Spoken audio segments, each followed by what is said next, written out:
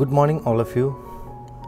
Let's start the day with the hymn Trust and Obey.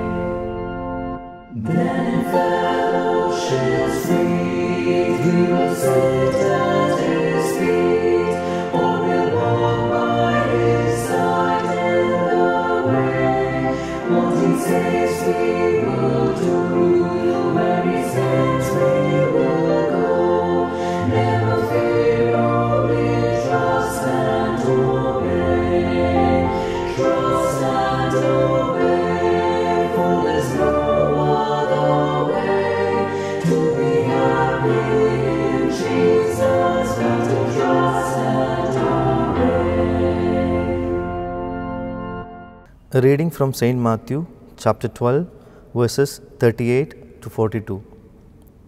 Then some of the scribes and Pharisees said to him, "Teacher, we wish to see a sign from you."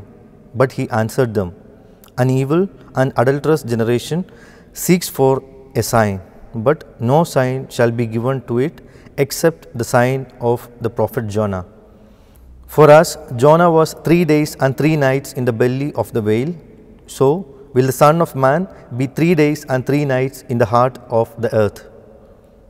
The men of Nineveh will arise at the judgment with this generation and condemn it, for they repented at the preaching of Jonah, and behold, something greater than Jonah is here.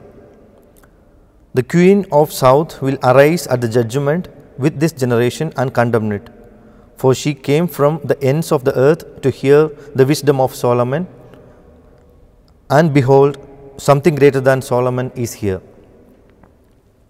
When the religious leaders pressed Jesus to give proof for his claims to be the Messiah sent from God, he says in so many words that he is God's sign and that they need no further evidence from heaven than his own person. The Ninevites recognized God's warning when Jonah spoke to them, and they repented, and the queen of Sheba recognized God's wisdom in Solomon. Jonah was God's sign, was the message of God for the people of Nineveh. Unfortunately, the religious leaders of Jesus' day were not content to accept the signs right before their eyes. They had rejected the message of John the Baptist, and now they reject Jesus as God's anointed one, and they fail to heed his message. Simeon had prophesied at Jesus' birth that he was destined for the fall and rising of many in Israel, and for a sign that is spoken against, that thoughts out many hearts may be revealed. Jesus confirmed his message with many miracles in preparation for the greatest sign of all, his resurrection on the third day.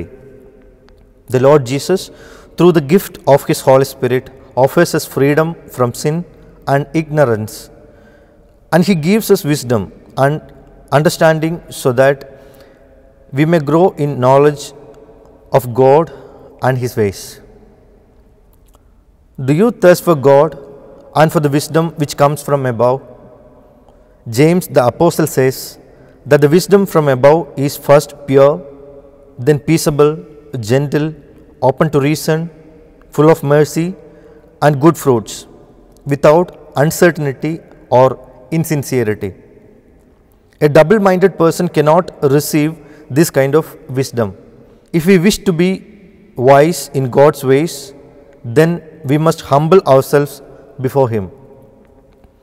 The single of heart and mind desire one thing alone: God, who is the source of all wisdom, goodness, truth and knowledge. If we wish to be wise and loving as God is wise and loving, then we have to ask the Holy Spirit to fill us with the wisdom which comes from above and to free our hearts from all what would hinder God's loving action in our lives. Let's pray.